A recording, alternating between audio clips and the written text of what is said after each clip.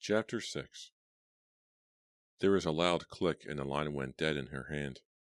Jenny clutched the receiver tightly, so tightly her hand hurt, hearing the whispered words again and again. "Hi, babes. I'm back. My nightmare is coming true." That was her first thought.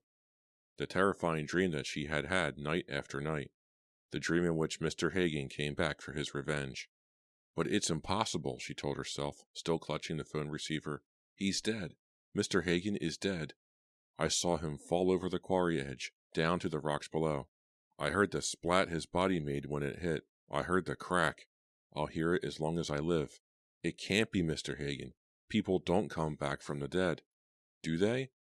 The receiver started to buzz loudly in her hand. She returned it to the phone with a trembling hand. "Hi, babes. I'm back." It wasn't a voice at all. It was just air, just wind. Like a voice from beyond the grave. Like a voice a dead man would have. A dead man back from the grave. It wasn't Mr. Hagen, Jenny told herself, gripping the arms of the chair. The magazine slid from her lap, but she didn't bother to pick it up. But if it wasn't Mr. Hagen, how did he know the same words? The same exact words Mr. Hagen had used all those times he called to terrify Jenny. "Hi, babes." That's just what Mr. Hagen had said, whispered just the way he had whispered. "This can't be happening to me again," Jenny cried aloud. Suddenly, she was back in her dream, the dream that caused her to wake up screaming every morning. There she was, back at the rock quarry, surrounded by blackness, blacker than the blackest night. There she was, staring at the gaping hole beyond the rock ledge, unable to move, unable to turn away, unable to leave. Staring at the black emptiness as the hand appeared on the quarry edge. First one hand, then the other. Mr. Hagen was pulling himself up. His head appeared, the skin torn off one side of his face, pale skeleton showing through from underneath. One eye was missing, the gaping, empty socket bulging with pulsating veins. Now Mr. Hagen pulled himself to his feet. One arm lay limp at his side. He shuffled toward her, pulling one leg stiffly as he moved, seeming to stare at her with the empty eye socket. "Hi, babes. I'm back." "No, no!" Jenny jumped out of the chair, shaking her head hard as if trying to shake away the dream. It was only a dream after all, only a nightmare, and nightmares don't come true. "I'll go upstairs and see what Eli is doing," she decided. She started walking toward the stairway, but stopped. A sound. It was coming from the kitchen. She froze, listening hard. It was the sound of the back door opening. "Hi, babes. I'm back." The whispered words repeated in her mind. She forced them away, forced herself to listen to the sounds from the kitchen. Yes, she hadn't imagined it. She heard the kitchen door open, and now someone was walking through the kitchen. Someone was about to find her, standing there, frozen in fear. Chapter 7. "Mr. Wexner," Jenny guessed. "Sorry," he said, giving her an apologetic smile. "Hope I didn't startle you." "No, I just didn't know who it was," Jenny said, wishing her heart would stop pounding so hard, wishing her voice didn't sound so high and frightened. "Rena and I were so busy arguing when we left, I forgot the tickets," he said. He grabbed them up from the low table by the door. What a night. He started to leave, then poked his head back into the room from the doorway. "Everything okay here? Eli okay?" "Yes, fine," Jenny told him. "He's watching a horror movie. Do you usually let him watch really scary movies?" Mr. Wexner sighed. "We really don't have much control over what he watches," he said. "It's a pretty gory movie. I just wondered," Jenny said. "Well, maybe he'll get the blood and gore out of his system that way," Mr. Wexner said. "I've got to run." He disappeared to the kitchen. Jenny heard the back door slam behind him. Get the blood and gore out of his system. That's a strange thing to say, Jenny thought. She wondered if Mr. Wexner had any idea how much Eli enjoyed the blood-splattered murder scenes in the movie, how hard he laughed every time someone got killed. Mr. Wexner's unexpected return had made Jenny forget about the frightening phone call for a minute. It was obviously someone playing a very mean practical joke, Jenny decided. But who? Puzzling about it, she climbed the stairs and peered into Eli's room. The TV had been turned off, to Jenny's surprise. The lights were on, and Eli was standing in the corner, staring into the glass cage that held his tarantulas. "The movie over?" Jenny asked, walking up to him. "No, but I didn't want to see the end," Eli said, his nose pressed against one side of the glass cage. Inside, 3 ugly, hairy tarantulas were scrambling over each other. "I don't like it when they kill the bad guy," Eli said, so I turned it off.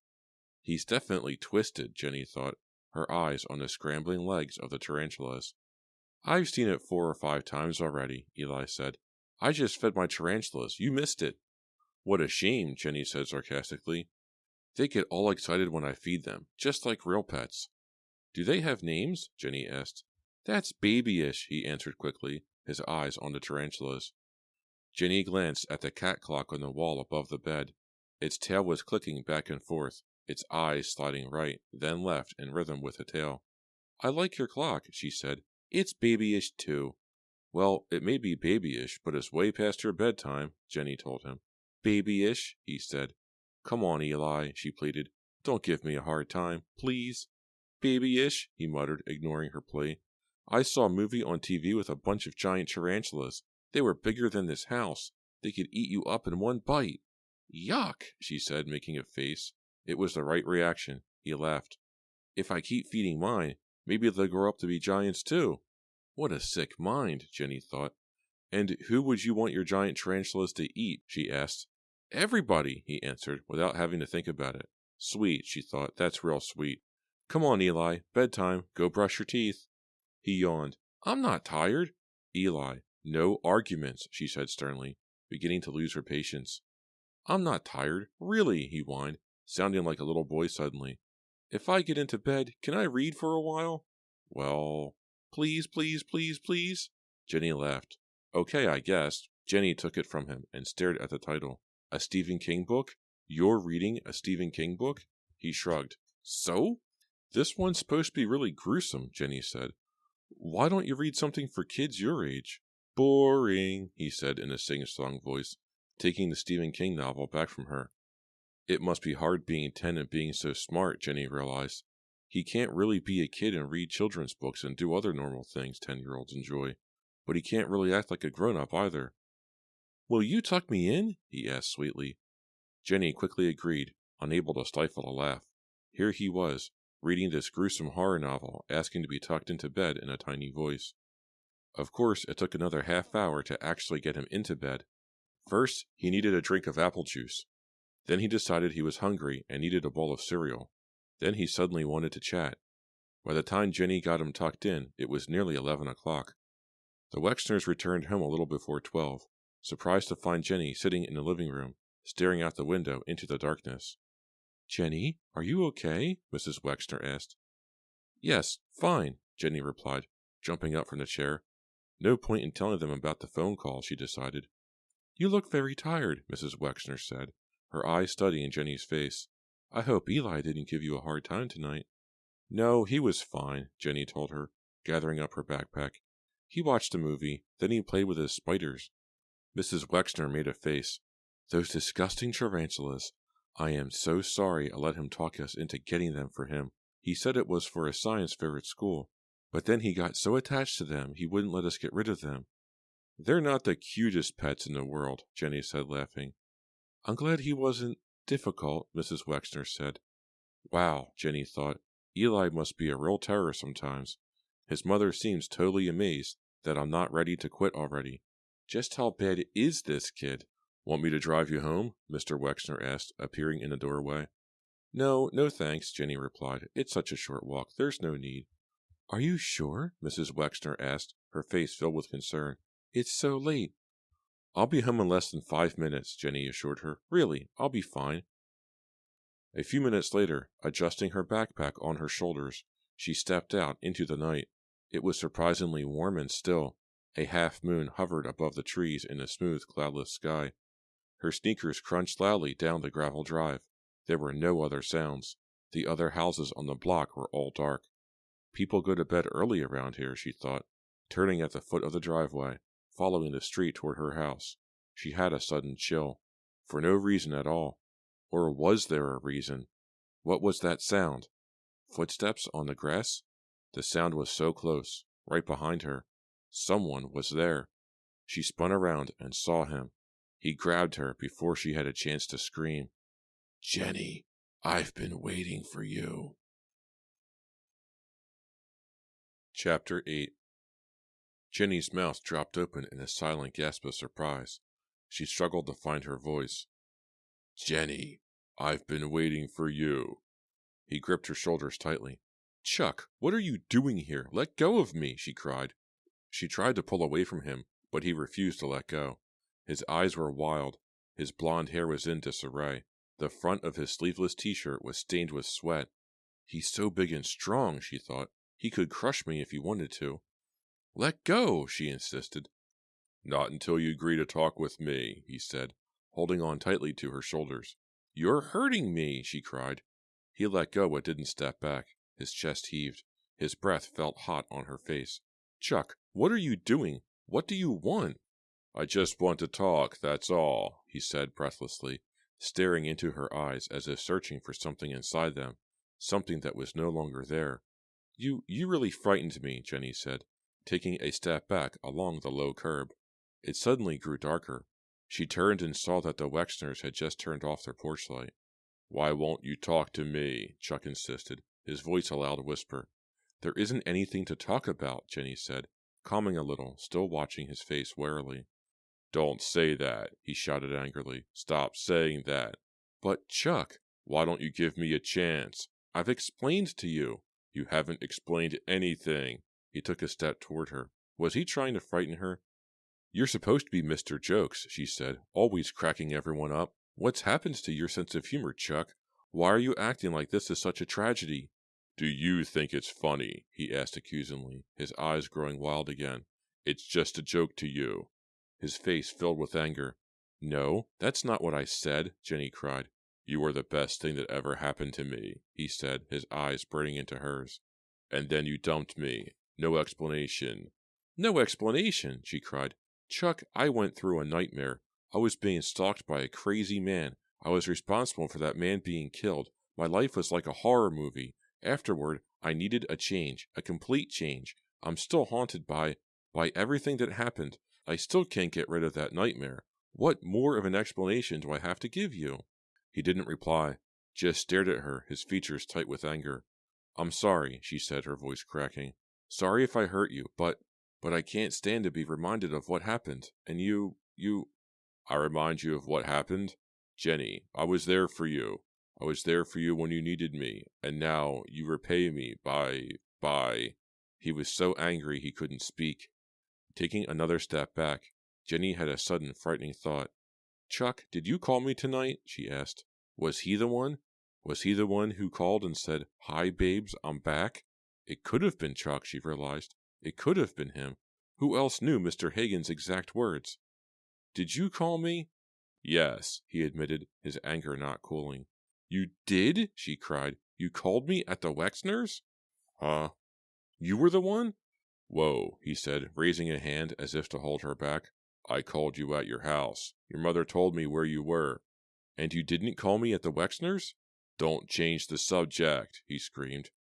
She tried to read his expression, tried to read his eyes, to determine if he was the one who had tried to terrify her, but she could see only anger there. Chuck, I want to go home now. Her words, spoken so softly, seemed to hover in the still night air. No, you can't. You've got to stay. We've got to talk. She couldn't fight the tears back any longer. They ran down her cheeks, hot and sticky. Chuck, please, what more can I say? It's over. Just face it. I'm so sorry. But it's over. No, he screamed in a rage. He grabbed her shoulders hard. Chuck, let go. She jerked away, tried to free herself, but he was so strong, and his rage seemed to make him even stronger. No! No! Chuck, what are you going to do? Her voice revealed her fear. He was out of control, she realized, completely out of control. No, let go! With a loud groan, he heaved her down onto the pavement. Ow! She cried out as the back of her head hit the curb. What are you doing? What are you going to do to me? He stood above her, breathing noisily. Is he going to kill me? Jenny wondered. This isn't happening, she thought, the back of her head throbbing with pain, her thoughts swirling in her mind. This isn't Chuck. Chuck was always so lovable, so funny. What have I done to him? What is he going to do to me? Chuck? He was standing above her, gulping air. She tried to sit up. She felt dizzy at first, but it passed quickly. Chuck, I have to know. Was it you who called me tonight? He didn't reply. She climbed unsteadily to her feet. Chuck?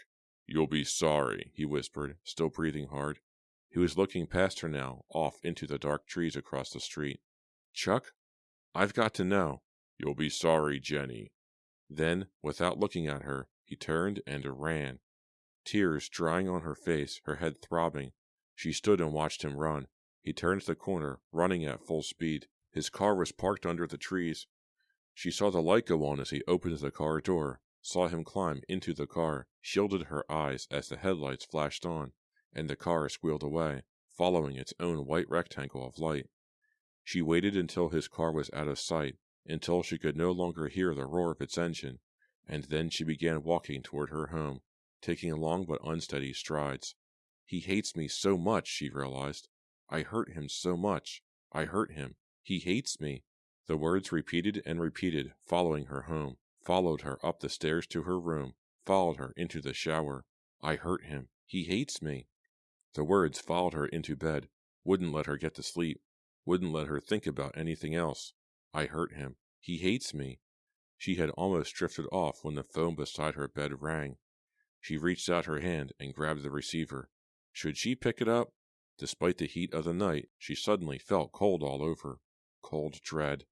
It rang a second time. If I don't pick it up, it'll wake Mom, she thought. But I don't want to pick it up. I don't want to hear that whispered voice again, that whispered voice from the grave. She picked up the receiver and raised it to her ear. Hello? There it was, the whispered voice on the other end. Jenny, it's me. Chapter 9. What do you want? Jenny cried, sitting up in her bed, the cover slipping to the floor. Jenny, it's me. The whispered voice, followed by a high-pitched giggle. Her room seemed to tilt, first to one side, then the other. Chuck, why are you doing this? She was so frightened, she didn't recognize her own voice. So hoarse, so tight. Another whispered giggle, followed by crackling static on the line. Then, Jenny, it's me, Eli. What? She hadn't heard correctly, had she? Was her mind playing tricks on her? Had she scrambled her brains when she bumped her head against the pavement? It's Eli, came the little boy's whispered voice. I'm calling on the phone I made. Another hushed giggle. Eli? It's you? She could hear him breathing on the other end. Eli? Isn't this neat? He asked in his normal voice, forgetting to whisper. Eli, why are you calling me? Mom and Dad don't know, he said. It's so awesome. My phone really works. Awesome, Jenny repeated, her heartbeat starting to return to normal. She reached down and pulled the covers up off the floor. Listen, Eli, it's very late. I know. And I'm coming to babysit for you all day tomorrow. So how about hanging up and we'll both get some sleep? Jenny didn't mean to sound as annoyed as she did, but he really had frightened her, and after her run-in with Chuck, she didn't need another scare that night. I can call you whenever I want, Eli said, ignoring her request.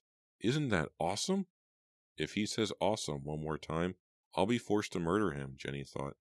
I'm going to hang up now, Eli, she said, yawning. Good night. She replaced the receiver and glanced at the clock on her bed table. Nearly 2:30. What on earth was Eli doing up at 2:30? Phoning her, of course. She was still trying to rearrange the covers when the phone rang again. Another stab of terror. This time, who would it be? She picked up the receiver before the second ring. Hello? Hi. You didn't let me say good night. Eli, get off the phone. Go to sleep. He sounded very hurt. I just wanted to say good night. Well, good night. Good night, Jenny. He giggled and hung up. What an evil giggle, she thought. It took her nearly half an hour to finally fall into a light, dreamless sleep. Great party, Jenny said, rolling her eyes sarcastically. Glad you're into it, Cal said, grinning. Someone had turned off the lights in the living room, and couples were sprawled all over the floor. There were couples making out in the den, too, and in the dining room. Some guys who had somehow gotten hold of a keg of beer were puzzling over it, trying to figure out how to get the tap to work. Rap music boomed from speakers set up all over the house. Cal was wearing black, straight-legged jeans and an oversized, short-sleeved Hawaiian shirt. Jenny wore a green t-shirt over an orange sleeveless t-shirt, over white tennis shorts. It was hard to tell what anyone else at the party was wearing. It was too dark. Cal clasped Jenny's hand as they looked in vain for a quiet place to sit down. "How about the front yard?" Jenny said, leaning against Cal and screaming over the music. Cal tripped over a couple and tangled on the living room carpet, and would have fallen if Jenny hadn't held on to him. They both laughed. "Where's the guy you said invited you to this?" Jenny asked. "What? I can't hear you." "Where's our host?" "I don't know," Cal shrugged. "Maybe he's here. I don't really remember what he looks like." "Come on," Jenny said, tugging his arm. "This isn't exactly my kind of party." She pulled him toward the front hallway. "But it's just getting started," he protested. She dropped his arm. "You're not serious. You really want to stay?" He shook his head. "No, let's go." They stumbled out the front door and hurried out of the house. Two guys with long, greased-down hair, both wearing denim jackets over plain white t-shirts, came swaggering up the walk. "This is where the party is?" one of them asked Cal, while the other looked Jenny up and down. "No, it's next door," Cal said with a straight face, pointing. "Thanks, man." The two of them turned and headed across the lawn to the house Cal had pointed out. "Poor neighbors," Jenny whispered. "What a mean joke."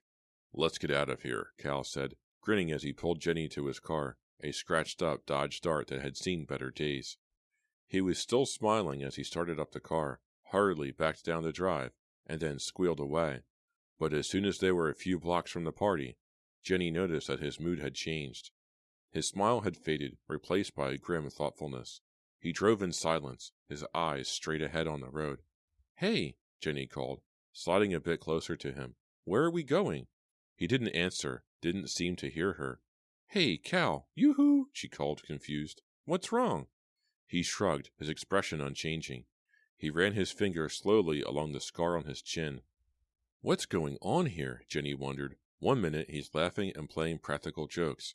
The next minute he's as quiet and somber as a tomb. "Cal?" "Sorry," he said, his spiked hair shining, his eyes suddenly flashing bright blue as they drove under a streetlight. "It's just that I'm so embarrassed." Jenny wasn't sure she heard him correctly. "What did you say?" "I'm embarrassed, that's all." He said it with a flash of anger. "I don't get it."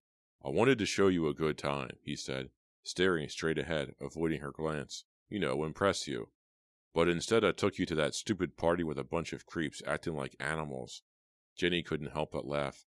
"I've been to wild parties before, you know." Her laughter seemed to make him more upset.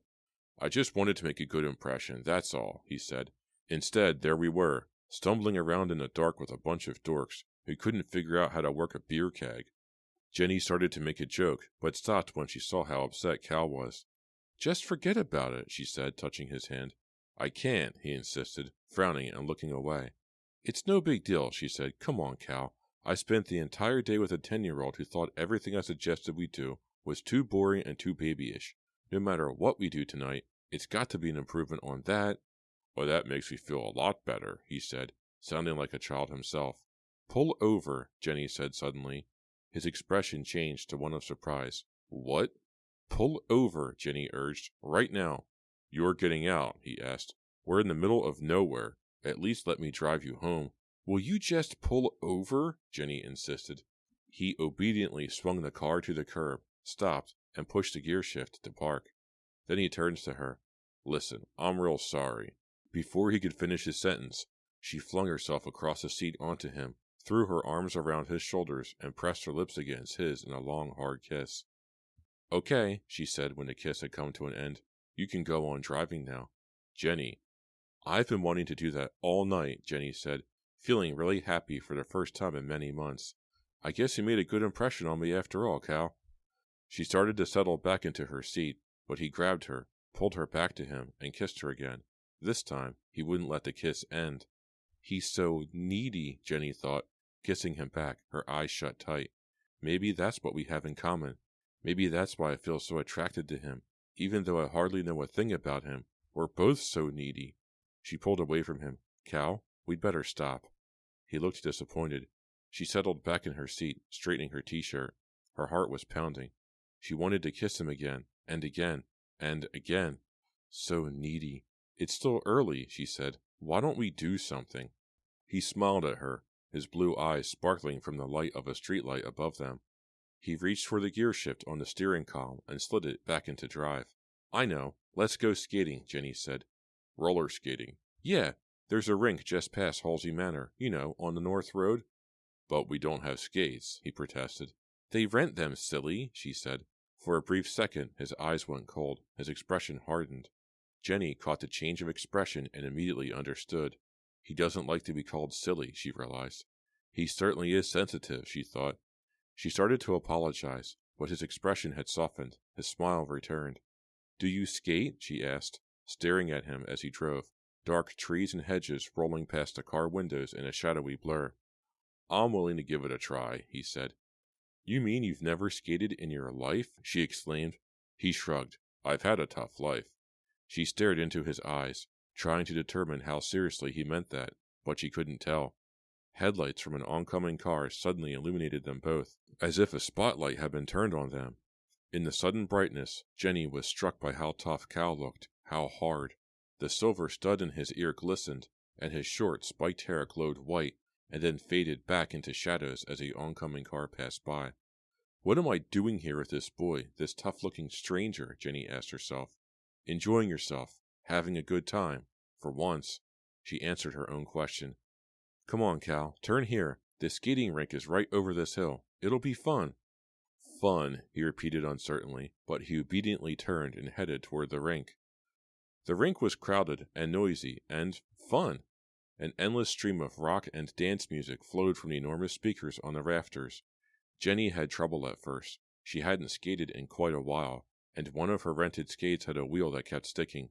To his own surprise, Cal turned out to be a natural skater. He whirled around the rink with ease. He was so good, Jenny accused him of having skated before. He laughed in reply, and explained that he was just a natural athlete. Again, she couldn't tell if he was serious or not. It was so hard to tell when he was putting her on. But she didn't care. She really liked him. She didn't want the evening to end. But at a little past midnight, he pulled up her driveway, and then walked her up to the front porch. They kissed under the porch light, shyly this time. Too briefly, Jenny thought. See you soon, Cal said casually. Then Jenny saw a hedge rustle at the side of the house. Too fast, too hard to be the wind. Someone's hiding there, she realized. She grabbed Cal's arm. Cal, look, she whispered, pointing. The hedge moved again. She heard the crackle of dry leaves. Hey, who's there? Cal shouted angrily. The hedge shook in response, and they both heard shoes sliding over the dry, crackling leaves on the ground. Then someone running hard. Hey, Cal shouted. He took off in the direction of the footsteps, running at full speed. Stop, Jenny cried. Cal, come back. It could be Mr. Hagen. The thought flashed into her mind. It could be Mr. Hagen back from the dead, waiting for her in the darkness. Stupid thought, but she couldn't help but think it. Cal, come back! He stopped. He turned and came jogging back to her. Was it Chuck, she wondered? Someone was definitely hiding over there, he said, breathing hard. Probably a burglar. Probably, she said. A burglar, of course. That was the normal thing to suspect, but it hadn't even occurred to Jenny that it might be a burglar. You were very brave, she said. I was very stupid, he said, shaking his head. You're not stupid, don't say that. She kissed him quickly on the cheek, surprising him, turned and hurried into the house. She made sure all the doors were locked, then ran up the stairs, turned off the hall light, and stood on the second-floor landing, listening to Cal's car roar off. She undressed quickly, forcing herself not to think about the person lurking behind the hedge. Instead, she thought about Cal, about what a good skater he was, about how sensitive he seemed, remembering how sullen and embarrassed he had become because of the party. After changing into her oversized black and white striped nightshirt, she didn't feel at all tired. She pulled an old copy of 17 off her shelf, turned on the light over her headboard, and settled into bed to read for a while. She was just beginning to feel drowsy when the phone rang. She glanced at the clock on her night table, 1:17. She grabbed up the receiver before it could ring a second time. Listen, Eli, I told you not to call this late. It isn't Eli, said a hoarse, whispered voice. Jenny's breath caught in her throat. Jenny, I'm back. No, stop it, she managed to yell. Are you all alone, babes? The same words Mr. Hagen had used. Leave me alone. This isn't funny, Jenny cried. She was gripping the phone so tightly her hand ached. Company's coming, whispered the voice. Again, the words of Mr. Hagen's that had terrified her months before. Why did the whispered voice sound so far away? Who is this? What do you want? Her questions were greeted by a crackle of static on the line, and then silence.